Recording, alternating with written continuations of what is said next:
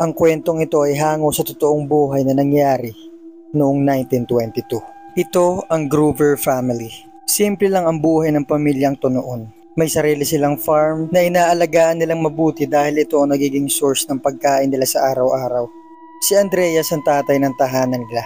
Katulong niya ang asawa niya sa pagpapatakbo ng farm nila. Kasama rin nila ang anak nilang si Victoria na may 2 ring anak. At meron din naman sila ditong katulong na nagtatrabaho sa pamilya nila ng mahaba ng panahon. Tahimik lang silang namumuhay noon pero nagbago yung lahat mula late 1921 hanggang early 1922. Nung katulong nila ay nagsimulang makarinig ng mga tunog sa attic nila, mga tunog sa loob ng pader nila, at kapag mag-isa siya sa bahay feeling niyang may nanonood sa kanya. Sa sobrang takot ng katulong nila na to, sa kabila ng matagal na siya nagtatrabaho sa Groover family, ay isang araw ay nagpaalam siya kay Andreas na aalis na siya dahil hindi niya na kayang matulog sa bahay nila ng isa pang gabi. At noong March 31, 1922, kung sino man o anuman ang gumagawa ng mga tunog na yon ay inatake ang pamilya nila. Pero bago tayo pumunta sa exciting part ay gusto ko muna magpasalamat sa mga viewers natin na to.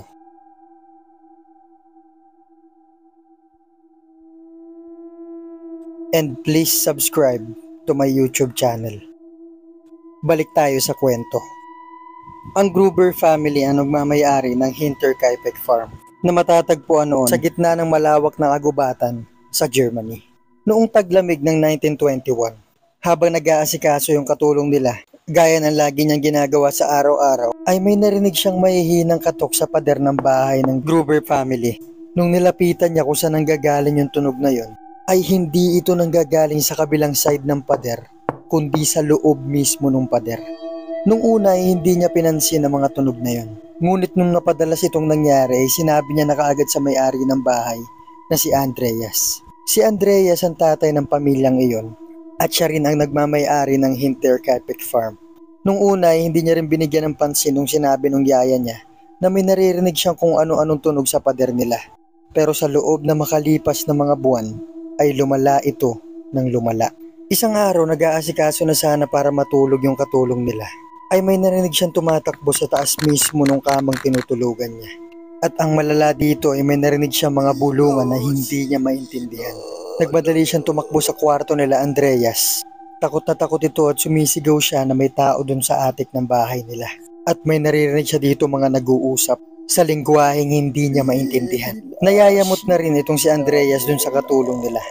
Dahil paulit-ulit itong nangyari, tumatakbo kaagad si Andreas dun sa attic nila pero wala siyang makitang ibang tao dito. O ni kahit walang pwedeng pagtaguan ng kahit sino dito dahil wala ditong gamit at walang pwedeng pagtaguan. Patuloy at patuloy itong nangyari at patuloy lang din sinasabi sa kanya ni Andreas na walang ibang tao dun sa bahay nila kundi sila.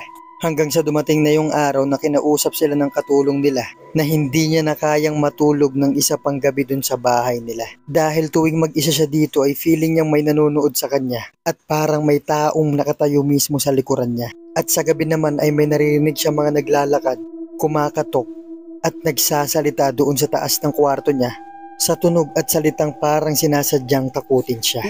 Sabi niya kung walang ibang tao dito ay haunted house ang bahay nila kaya aalis na siya. Gulat na gulat sila Andreas sa desisyon ng katulong nila na to dahil matagal na nilang kasama yung katulong nila na yon at halos lahat sila ay umaasa sa tulong niya sa gawaing bahay. Siya yung tipo ng katulong na iwanan mo ng bahay na makalat ay babalikan mo itong malinis at maayos. Naaasahan mong pagising mo sa umaga ay meron na kayong pagkain na nakahanda. Sa tono ng pananalita ng katulong nila na yon ay alam nilang hindi na nila siya mapipigilan. Nung umalis ito ay naghalo ang stress at pagod nila Andreas dahil kailangan nilang pagsabayin ang pag-aalaga ng farm nila at ang pag-aasikaso sa loob ng bahay nila.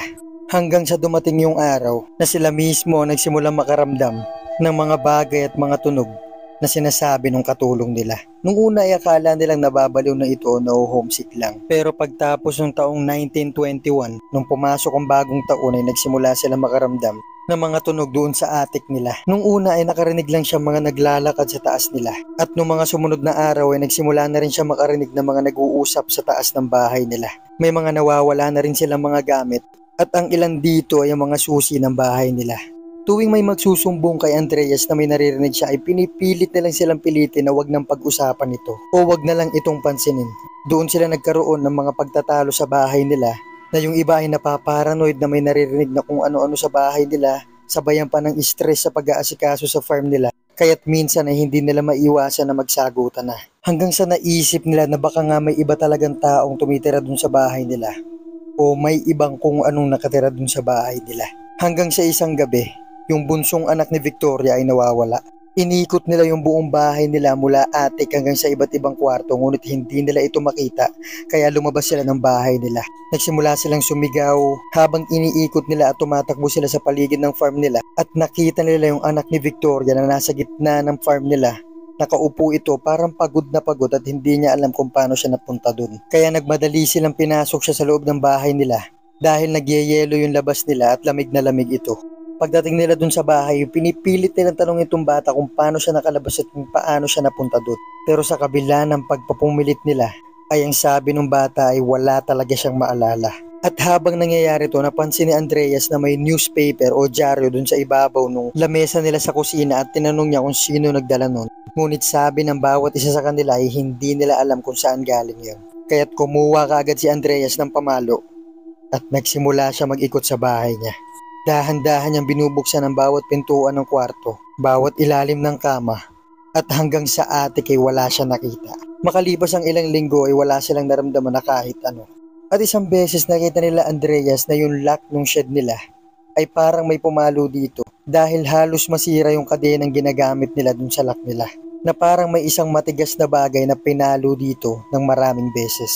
Ito yung shed na pinaglalagyan nila Andreas na mga mamahalin nilang mga machine at mga gamit dun sa farm nila. Pero ang higit na nakapagpatakot sa kanila na kung paanong hindi man lang nila narinig yung mga palo na yon. Dahil nakatira sila sa gitna ng kagubatan, napakatahimik dito dahil ang kapitbahay nila ay napakalayo at palagi lang silang nandun sa farm nila o nasa loob ng bahay nila. Ngunit isang araw ay dumating ang kinatatakutan ni Andreas nung nagising siya ng madaling araw at sumilip siya sa bintana ng bahay nila para tignan yung farm nila at tignan kung maliwanag na. At nung pagbukas siya ng pintuan sa likod ng bahay nila ay may nakita siyang bakas ng mga lakad